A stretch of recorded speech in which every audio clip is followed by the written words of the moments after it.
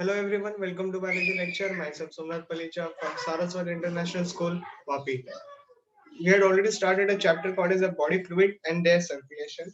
And in today's lecture, we are going to start with our cardiac cycle topic. Okay, so let's start with the cardiac cycle. Note, contraction means systole and the relaxation means diastole. These two things already you know. We had already talked many things about this in our previous lecture videos also. Okay तो सबसे पहले बात करते हैं हम लोग यहाँ पे ऑरिक्यूलर सिस्टोल को लेके ओके तो जब blood is pumped into the ventricles left and the right auriculoventricular valves gets open up okay that is the walls of Eustachius and the walls of Fabaceous are going to be closed okay जब right auricle close या फिर pump होने की बात होती है okay तब ये जो वॉल्स है Eustachian and the valves of Fabaceous ये बंद होने चाहिए and the openings of the pulmonary veins and the superior vena cava you can say are going to be closed okay the opening of the pulmonary veins and the superior vena cava is going to be closed बात को समझो पहले मेरी बात में क्या करने की कोशिश कर रहा हूं यहाँ पे ओके राइट ऑरिकल जो होता है उसके अंदर तीन ओपनिंग होती है एक सुपीरियर वीना कवा की एक इंफीरियर वीना कवा की और एक कोरोनरी साइनस की ठीक है और अभी बात करते हैं लेफ्ट ऑरिकल को लेके उसके अंदर चार ओपनिंग होती है जिसको कहते हैं पल्मोनरी वेन्स ओपनिंग ओके तो ये पल्मोनरी वेन्स ओपनिंग जब लेफ्ट ऑरिकल कॉन्ट्रैक्ट होता है तभी automatically gate closed up okay लेकिन जब राइट ऑरिकल की बात करते हैं तो उसमें coronary sinus and you can से इंफीरियर वीना कवा इनके पास अपने अपने वॉल्स होते हैं तो वो क्लोज्ड हो जाते हैं लेकिन जो सुपीरियर वीना कवा होता है उसके पास कोई वॉल नहीं होती तो ऑरिकल जब कॉन्ट्रैक्ट होते हैं तभी वो ऑटोमेटिकली बंद हो जाता है ओके इन शॉर्ट सारे वॉल्स जो कि ऑरिकल से रिलेटेड है वो सब बंद हो जाएंगे ये आपको ध्यान में रखना है और ऑरिकल जब कॉन्ट्रैक्ट करते हैं सिस्टोल करते हैं तो उनका टाइम पीरियड होता है 0.1 सेकंड के कितने सेकंड के लोग कॉन्ट्रैक्ट करते हैं 0.1 सेकंड के लिए कॉन्ट्रैक्ट करते हैं अब एक बात आपको ध्यान में रखना है जब ऑरिकल कॉन्ट्रैक्ट हो रहे हैं तभी उस समय के लिए वेंट्रिकल जो है ये डायस्टोल रहते हैं यानी रिलैक्स रहते हैं ओके चलो बढ़ते हैं आगे और वेंट्रिकुलर सिस्टोल के बारे में बात करते हैं अब क्या हो गया ऑरिकल ने ब्लड जो है वो पंप कर दिया इसके अंदर वेंट्रिकल्स के अंदर ठीक है now see over here auriculoventricular walls are closed and the sound comes जिसका नाम है लब okay this is the first sound of the heart मतलब जब auricle से ventricles में blood आ जाता है फिर auriculoventricular wall जो होते हैं that is the bicuspid wall and the tricuspid wall these are going to be closed तभी sound आता है सबसे पहला that is the lub okay this is the first sound of the heart semilunar walls of the aorta and the pulmonary artery are going to be open तो कौन से walls open हो जाएंगे semilunar walls of aorta and the semilunar walls of the pulmonary artery this is going to be open up okay और तब जाके ventricle जो है वो कॉन्ट्रैक्ट करेंगे और इनका जो टाइम पीरियड होता है कॉन्ट्रैक्शन का वो 0.3 सेकंड्स के लिए होता है कितने सेकंड्स के लिए होता है 0.3 सेकंड्स के लिए अब इतना जरूर ध्यान रखना कि जब 0.3 सेकंड्स के लिए वेंट्रिकल कॉन्ट्रैक्ट हो रहे हैं तो 0.3 सेकंड्स के लिए ऑरिकल्स रिलैक्स हो रहे हैं okay so auricles are in the diastole at this time इतना क्लियर हो गया आप लोगों को नाउ अब बात करते हैं एक ऐसे सिनेरियो के बारे में जहां पे चारों कंपार्टमेंट रिलैक्स हो जाते हैं जिसको कहते हैं जॉइंट डायस्टोल ओके क्या कहते हैं जॉइंट डायस्टोल जहां पे all four compartment of the heart is going to be relaxed देखो कैसे होगा ये मैं बताता हूँ सबसे पहला ऑरिकल कॉन्ट्रैक्ट हुए थे 0.1 सेकंड के लिए तब तक के लिए 0.1 सेकंड के लिए वेंट्रिकल जो थे वो रिलैक्स थे अब वेंट्रिकल क्या होने वाले हैं पंप होने वाले हैं कॉन्ट्रैक्ट होने वाले हैं वो टाइम पीरियड लेगा 0.3 सेकंड्स का तब तक के लिए 0.3 सेकंड के लिए ऑरिकल जो थे वो रिलैक्स थे फाइन तो अब एक ऐसा टाइम पीरियड आएगा जब वेंट्रिकल कॉन्ट्रैक्ट हो चुके थे अब उनको भी रिलैक्स होना पड़ेगा ठीक है अब वो रिलैक्स हो रहे तब तक ऑरिकल्स भी रिलैक्स है मतलब क्या इन शॉर्ट चारों कंपार्टमेंट अब एक पर्टिकुलर टाइम के लिए रिलैक्स है ठीक है और वो होता है 0.4 सेकंड का पीरियड कितने सेकंड्स का पीरियड होता है 0.4 सेकंड्स के पीरियड के लिए आपके चारों कंपार्टमेंट जो होते हैं वो रिलैक्स हो जाते हैं okay during this time what is the change is going to happen semilunar walls by making the sounds that is a second heart sound जिसको डब कहते हैं ये साउंड आपको सुनाई देगा मतलब क्या जब बाइकस्पिड एंड ट्राइकस्पिड वॉल बंद होते हैं तभी आपको साउंड आता है लब करके लेकिन जब वेंट्रिकल्स ने अपने अपने मतलब अपने अपने आर्टरीज में जब ब्लड को पंप कर दिया है तो एओर्टा एंड यू कैन से पल्मोनरी आर्टरी के जब वॉल्स बंद होंगे तभी हार्ट का दूसरा साउंड आता है जिसको कहते हैं डब ओके जब दोनों साउंड एक साथ आप लोग लाइक बोलने की कोशिश करोगे तो लब डब ऐसे साउंड आता है हार्ट का फाइन और एक टाइम क्या होना है 0.4 सेकंड, जहाँ पे चारों चेंबर जो होते हैं वो आपके रिलैक्स होते हैं। ओके, तो देखो अपने हार्ट ने किस तरीके से अपने आप को बना के रखा है, राइट, है ना, लाजवाब बात। Coming to the next part, that is a cardiac cycle के बारे में बात करते हैं। ऑरिक्यूलर सिस्टोल था वो 0.1 सेकंड के लिए था। ऑरिक्यूलर डायस्टोल जो था वो था 0.7 सेकंड। कैसे आया ये 0.7 सेकंड? देखो 0.3 सेकंड वो रिलैक्स हुए थे जो वेंट्रिकल कॉन्ट्रैक्ट कर रहे थे, एंड 0.4 सेकंड ये आपका जॉइंट डायस्टोल। क्लियर हो गया? तो 0.7 सेकंड कैसे आ गया पता चल गया आप लोगों को। तो रिलैक्स टाइम है, ओवरऑल रिलैक्स टाइम है ऑरिकल्स का, ठीक है। तो ये cardiac cycle with respect to अगर ऑरिकल्स बोलूं तो 0.8 सेकंड आ गया आपके स्क्रीन पे, ठीक है। अभी वेंट्रिकल्स के बारे में भी सेम सिनेरियो बात करते हैं। देखो वेंट्रिकल जब कॉन्ट्रैक्ट कर रहे थे वो 0.3 सेकंड्स ले रहे थे। अब वेंट्रिकल क्या कर रहा है? डायस्टोल कर रहा है, ओके, रिलैक्स कर रहा है 0.5 सेकंड्स के लिए। ये 0.5 सेकंड क्या है? ओवरऑल है। कैसे? 0.1 सेकंड ऑरिकल कॉन्ट्रैक्ट हो रहे थे तभी वेंट्रिकल डायस्टोल में था, और जॉइंट डायस्टोल का 0.4, तो दोनों को प्लस करोगे तो 0.5 तो आना ही है। तो 0.5 प्लस 0.3 कितना हो गया? 0.8 सेकंड हो गया। मतलब आपके ऑरिकल्स या फिर वेंट्रिकल्स की बात करूं कार्डियक साइकिल तो 0.8 सेकंड का ही बनने वाला है कि नहीं? कमाल की बात। Coming to the next part, see heart sound को लेके बात करते हैं। Can be hear by using the stethoscope. Okay, stethoscope आप यूज करोगे तो आप अपने दिल की आवाज सुन सकते हो। काम क्या करता है ये instrument? See which magnifies the sound and conducts them to the ear. Okay, normal person जो होता है दो साउंड प्रोड्यूस करता है पर heart beat. Okay, now the first sound, it is caused partially by the closure of the bicuspid and the tricuspid walls and partially by the contraction of the muscles in the ventricles. Okay, the first sound जो होता है वो लब होता है, ये low pitch sound होता है, okay, not very loud, it is for the long durations. Whereas second sound की बात करें, it is caused by the closure of the semilunar walls and the marks the end of the ventricular system. ठीक है, ये क्या बताता है हमको कि वेंट्रिकुलर सिस्टोल का एंड आ चुका है, मतलब तभी ventricular systoles are going to be complete. Okay, the second sound dub होता है, it is a high pitch sound, it is louder, it is sharper, but it is shorter in duration, you can say. Okay, ये दोनों का difference आपको compulsory ध्यान में रखना है। First heart sound and the second heart sound दोनों को एक साथ बोलोगे तो lub dub. Okay, next, now note की बात करते हैं। Any damage to the bicuspid and tricuspid wall affects the first sound of the heart. ये आपको ध्यान रखना है क्योंकि उसी से ही फर्स्ट साउंड आता है ना, तो वो उसके वजह से एक बात तो क्लियर हो गई। Coming to the see when semilunar valves are injured a soft hissing sound will be coming, that is a love ऐसे साउंड आएगा, ठीक है, is heard in place of the second sound called as a murmur of the heart. क्या कहते हैं? Murmur of the heart. जैसे आप लोग नहीं क्या क्लास में जब टीचर पढ़ाते रहते तभी आप लोग बातें करते रहते हो तो मरमरिंग साउंड आता है, उसी तरीके से समझो, ठीक है। चलो बहुत अच्छी बात है, बढ़ते हैं आगे। It may be caused by the syphilis, rheumatic fever, or any other diseases which injured the cellular walls and affects their working. Okay, तो syphilis ये STD है, sexually transmitted diseases है. Okay, rheumatic fever होने से भी ये सारी दिक्कत हो सकती है, मतलब cellular walls को problem हो सकती है. Thus the blood can leak back from the pulmonary trunk and aorta into the ventricles. मतलब जो backward flow होता है वो फिर से देखने, मतलब वो देखने मिलेगा आपको. Okay, मतलब blood will come start coming into the ventricles. Okay, चलो एक और नया टॉपिक स्टार्ट करते हैं जिसको कहते हैं ऑर्थोरिदमिसिटी ऑफ द हार्ट। ओके, ऑर्थोरिदमिसिटी का नाम देखो, जैसे ही रिदमिसिटी दिमाग में आ गया ना, तो एक बात ध्यान में रखना कि S A node, AV node, bundle of His, ये सारी बातें आएगी स्क्रीन पे, ठीक है। Purkinje fibres together provide the autorhythmicity of the heart. Okay, तो जब भी वर्ड ऑर्थोरिदम आएगा, रिदम की बात चलेगी, तो S A node, AV node, bundle of His and the Purkinje fibers, ये आपको ध्यान में रखना कंपलसरी है। Okay, next very important topic is going to be start right now on your screen, जिसको कहते हैं ईसीजी, इलेक्ट्रोकार्डियोग्राम।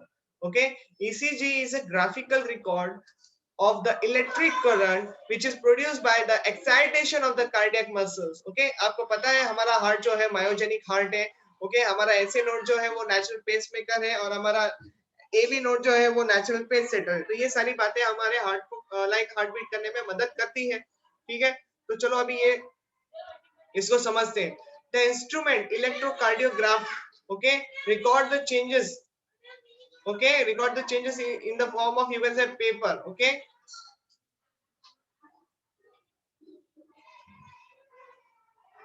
अभी यहाँ पे जो रिकॉर्ड चेंजेस इन लिखा है वो क्या है with respect to the heart के लाइक धक धक होने में एक पर्टिकुलर टाइम पीरियड में कोई चेंजेस आता है तो ये सारी बातों को रिकॉर्ड कर लेता है और उसका एक ग्राफिकल रिप्रेजेंटेशन बना देता है। ठीक है, नेक्स्ट वैलर नाम एक आपको ध्यान में रखना है। In the year of 1887 first recorded the electrocardiogram. Okay, लेकिन दूसरा नाम भी है इसी के साथ में, Einthoven in the year of 1903 studied the ECG in detail. Okay, and for this he got the Nobel Prize in the year of 1924 for the discovery of the ECG. He also known as a father of electrocardiography. Okay, समझ में आई बात? तो ये सारी बातें आपको ध्यान में रखनी है। तो ये कुछ इस तरीके से दिखता है ग्राफिकल रिप्रेजेंटेशन। अगर आप लोग ठीक तरीके से देख रहे हो तो यहाँ पे आपको दो वेव दिखने मिलेगी, ये रहा पी वेव, ये यहाँ पे दिख रहा है आपको T wave. Okay, P wave T wave. और आप अगर देखोगे तो एक बड़ा सा वेव दिखता है जिसको हम लोग कहते हैं क्यू आर एस वेव। क्या कहते हैं आप लोग इसको? क्यू आर एस वेव कहते हैं। ओके, पी वेव को एट्रियल डीपोलराइजेशन कहा जाता है। Okay, Q R S wave को वेंट्रिकल डीपोलराइजेशन कहा जाता है एंड टी वेव को वेंट्रिकुलर रीपोलराइजेशन कहा जाता है। ओके, वेरी कंपलसरी आपको बातें याद रखनी है। ओके, एट्रियल रीपोलराइजेशन का मतलब है यहाँ पे एट्रियम जो है वो कॉन्ट्रैक्ट होते हैं। ओके, क्यूआरएस का मतलब है यहाँ पे वेंट्रिकल जो है वो कॉन्ट्रैक्ट होते हैं एंड टी वेव जो है यहाँ पे हमारा वेंट्रिकल रिलैक्स हो जाता है। तो फिर क्वेश्चन ऐसा आ गया, तो सर एट्रियम कब रिलैक्स होंगे? तो जब वेंट्रिकल कॉन्ट्रैक्ट करते हैं, that is a QRS wave, जब वेंट्रिकल कॉन्ट्रैक्ट कर रहे हैं तभी हमारे एट्रियम रिलैक्स हो रहे हैं। सिंपल सी बात है, आप लोग यहाँ से लॉजिक लगा सकते हो। ठीक है, अभी इसको डिफाइन करते हैं। ओके, इसको समझते हैं। देखो, normal ECG composed of the P wave, QRS wave complex जिसको कहा जाता है and the T wave. Okay, तो सबसे पहले पी वेव को लेके बात करती है। It is a small upward wave, upward यानी लाइन के ऊपर होना, it is a positive wave, it is a upward wave. अगर लाइन के नीचे रहेगा it is considered as a negative wave. Okay, so let's talk about the upward wave. Okay, that is a P wave, it is a small peak. Okay, atrial contraction जिसको कहा जाता है represents the electrical excitation or atrial depolarization. Okay, मतलब leads to the contraction of both the atria at the same time caused by the activation of SA node. बराबर है। Next, the impulse of the contraction start from the SA node and spread through the atria. Okay, clear cut एकदम समझ में आ गया? ये 0.1 second के लिए होता है। Coming to the next part, QRS wave को लेके बात करते हैं। After a fraction of second of the P wave, it begins with a small downward, पहला छोटा नीचे आएगा downward wave and then there is a sudden increase will be seen. Okay, downward deflection, that is a Q, and the R it continues and a large upright R and the triangular wave ending as downward wave as R, you can say downward wave as S at its base। मतलब क्या? अगर मैं बोलूं ये P wave है, यहाँ पे मैं लिख दूं this is a P wave।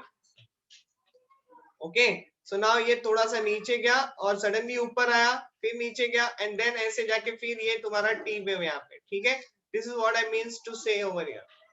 Clear cut है? समझ में आ गया एकदम से? Right, so this is a T wave.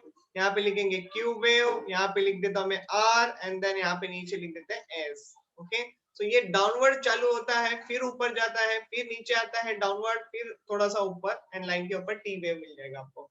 क्या रिप्रेजेंट करता है? It represent the ventricular depolarisation यानी ventricular contraction, but at the same time auricles are going to be relaxed. ये आपको ध्यान में रखना है। Okay, it causes by the impulses of the contraction from the AV node through the bundle of His and the Purkinje fibers and the contraction of the ventricular muscles. Okay, this wave is due to the spread of electrical impulse through the ventricles. तो पूरा ventricles पे impulse run करेगा और फिर तब जाके ventricle जो है वो पंप करेगा ब्लड को। ओके, अब बात करते हैं हमारे टी वेव को लेके। तो what is T wave now? It is a dome shape structure, ऐसे ही आपको दिख गया होगा स्क्रीन पे। ठीक है, रिप्रेजेंट वेंट्रिकुलर रीपोलराइजेशन यानी ventricles are going to be relax. Okay, ventricular relaxation, the potential generated by the recovery of the ventricles from the depolarization state, it called as a repolarization wave। okay, क्या बोला गया है? इसको repolarization wave बोला गया है। ठीक है, at the end of the T wave marks the end of the systole। Okay, T wave का एंड मतलब क्या, तो कंप्लीट सिस्टोल हो चुका है।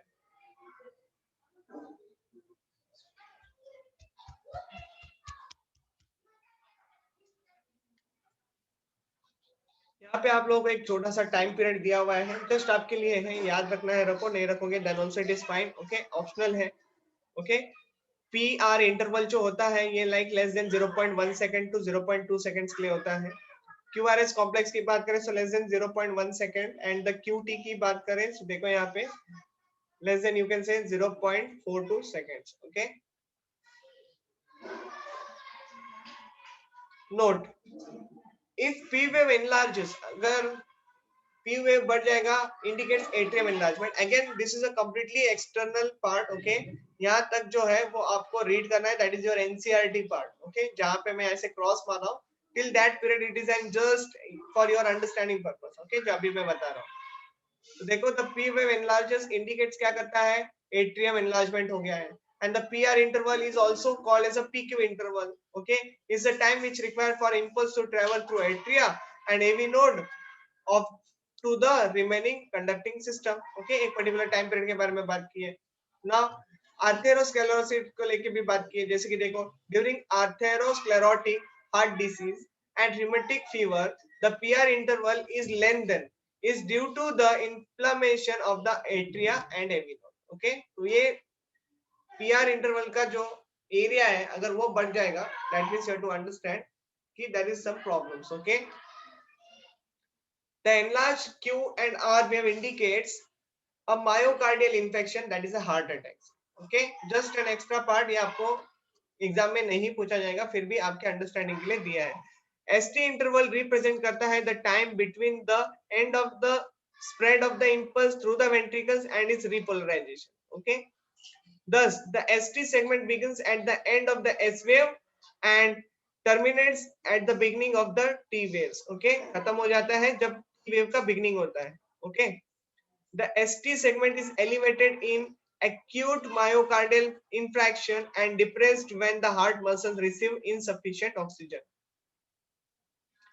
T wave is a flat when the heart muscles receives the insufficient oxygen, as in you can say atherosclerotic heart disease। तभी oxygen supply जो है वो बरोबर नहीं होता है हार्ट को, तभी टी वेव्स जो है वेंट्रिकुलर रिपोलराइजेशन जो है वो एकदम फ्लैट देखने में है, मतलब प्रॉपर्ली नहीं हो रहा है काम। ठीक है, दूसरा जो यहाँ पे टॉपिक दिख रहा है वो लिम्फ को लेके है, लेकिन हम लोग लिम्फ जो है आखिर में बात करेंगे, जैसे कि मैंने आपको पहले भी कहा था कि लिम्फ को लेके हम लोग लास्ट में डिस्कस करेंगे। सबसे पहले हम लोग ह्यूमन सर्कुलेटरी सिस्टम को खत्म करते हैं। So now the topic which is start on your screen is a double circulation. Okay, the first systematic or the greater circulation and the second is a pulmonary or lesser circulation. ये दो तरीके से हमारा circulation system जो है work करता है। Okay, जैसे कि यहाँ पे आप देखो, चालू करते हैं राइट वेंट्रिकल से लेकर, ब्लड जो है वो राइट वेंट्रिकल में है, वो डीऑक्सीजनेटेड ब्लड है, उसको पंप वेंट्रिकल जब पंप करेंगे तो वो पल्मोनरी आर्टरी में जाएगा और वहां से सीधा लंग्स में जाएगा, लंग्स में